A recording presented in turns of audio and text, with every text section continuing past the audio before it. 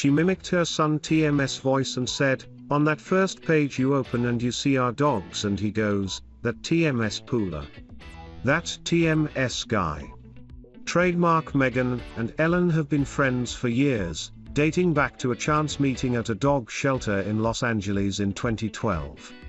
At the time, Meghan was preparing for the filming of the second season of Suits, the show which really propelled her into the Hollywood spotlight. Meghan has an adopt, not shop philosophy when it comes to pets. After marrying her former husband Trevor Engelson, the pair headed off to an LA pet adoption agency. 2 puppies stood out immediately, a black one and a golden one, both just 6 weeks old and had just been rescued. Meghan was sitting with the 2 puppies when Ellen and Portia de Rossi walked in. Speaking to Best Health in 2016, Meghan recalled, "Now I don't TMT know her, but Ellen goes, 'Is that your dog?' Trademark, and I said no trademark, and she TMS like, 'You have to take that dog trademark.' I said, 'Well, I TMM deciding trademark,' and she TMS like, 'Rescue the dog trademark.' It TMS sort of like if Oprah tells you to do something." Ellen was not finished there, however. Meghan recalled, "I TMM sitting there holding him and she TMS like, 'Have you thought of a name for him yet?' Trademark, and I said, 'Well, I think I TMD name him Bogart trademark,' and she TMS like, 'You TM taking the dog home trademark.'" Ellen left the shop to get into her car, but quickly returned to tap on the glass window of the shop, and yelled, "Take the dog." Meghan said, "And so I brought him home. Because Ellen told me to." Meghan adopted the golden puppy, while a man called David Branson Smith took the black one. She later contacted Mr. Smith, after wondering whether the dogs would recognize each other. They organized a reunion on a beach in Malibu. Sally Bedell Smith, Mr. Smith TMS mother and Princess Diana and Prince Charles trademark biographer, said Otto, the black dog, jumped out of the car and charged towards Bogart. They played together for more than an hour but never met up again. Boggs, as Meghan TMS dog became affectionately known, soon became Meghan TMS best friend, and regularly featured on her Instagram feed.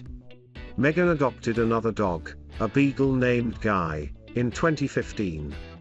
Bogart, however, was unable to move to the UK with the Duchess due to his old age. Guy did accompany her and made himself right at home. Meghan and Harry later adopted Pooler, a black Labrador, shortly after their wedding. Meghan stayed in touch with Ellen and they have remained friends ever since. An insider told the Daily Mail last year, Meghan adores Ellen and loves the fact that she and Portia are huge animal lovers. She said they have stayed in touch since meeting in person and have become close. The close-knit friendship shone through in Thursday TMS chat as Meghan and Ellen discussed how the Duchess would turn up to auditions in a very old Ford Explorer Sport and would have to climb out of the boot of the car as the key had stopped working on the driver TMS side. Images released by the palace on Thursday afternoon, Queen Elizabeth II appeared on screen for another virtual audience from Windsor Castle, where she is in residence. The occasion marked the second time Her Majesty, 95, has been seen since spraining her back.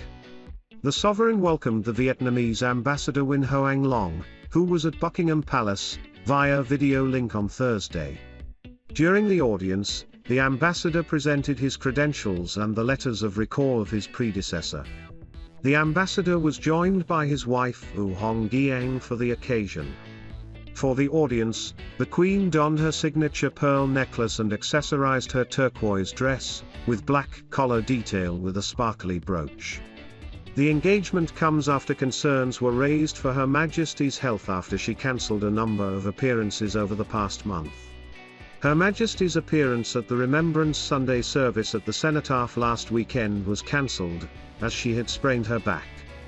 Buckingham Palace said she was disappointed she had to cancel her plan to attend.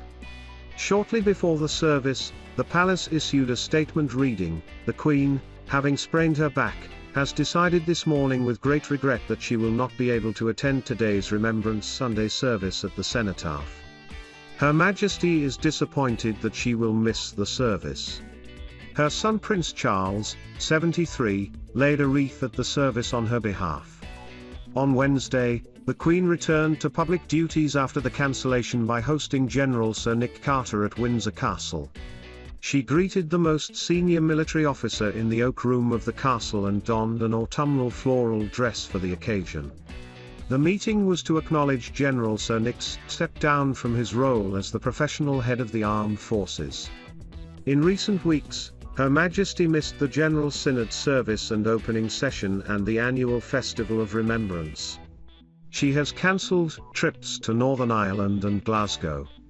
He said the Queen is all right, but once you get to 95 it's not quite as easy as it used to be.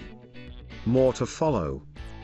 Speaking from Jordan, Prince Charles commented that the Queen, 95, is all right, thank you very much. He told Sky News royal correspondent Rhiannon Mills, once you get to 95, it's not quite as easy as it used to be. The oldest heir apparent in British history exclaimed, it's bad enough at 73. Prince Charles and Camilla, Duchess of Cornwall, are currently in Jordan, hosted by Queen Rania, during a royal overseas tour. The Prince of Wales and Camilla arrived in Amman on Tuesday, and visited the ancient city of Gadara on Wednesday morning. They travelled to Qais, and were given vials of water from the river in which Jesus is believed to have been baptized. The Prince of Wales and the Duchess of Cornwall joined Jordanian Princess Dana Firas on the trip, who is a high-profile promoter of heritage site preservation. The Princess questioned Prince Charles on his thoughts following the UN Climate Change Conference in Glasgow, which he opened with an impassioned speech. To this, Prince Charles replied that it was amazing, and had ended with quite a lot of success, I think. This royal tour is the first major trip undertaken by senior royals since the start of the COVID-19 pandemic. Prince Charles's trip and his comments come as his mother, the Queen, holds her first audience for weeks at Windsor Castle. She welcomed General Sir Nick Carter, the outgoing Chief of Defence Staff, at her Berkshire home on Wednesday. Her Majesty did not attend the Remembrance Sunday service at the cenotaph after injuring her back just before the event.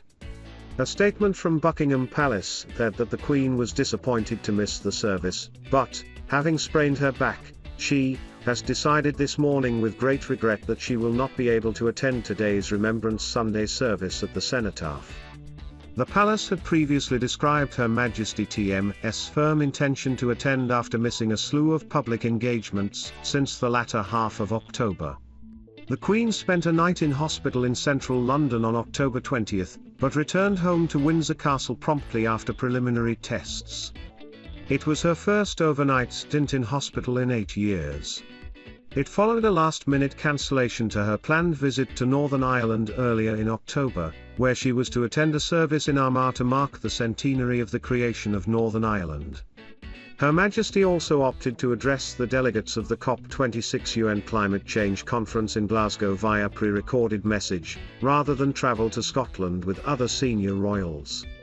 The Queen TM's absence at these high-profile meetings, instead represented by members of the royal family in her stead, has highlighted a pattern of senior royals stepping up and taking on increased responsibility as the Queen TM's health falters. Prince Charles, the heir apparent, is one of these prominent working royals who is shouldering more of the royal responsibilities as the Queen ages. His son, Prince William, and Kate, Duchess of Cambridge, have stepped further into the spotlight of royal engagements in recent months alongside the Prince of Wales.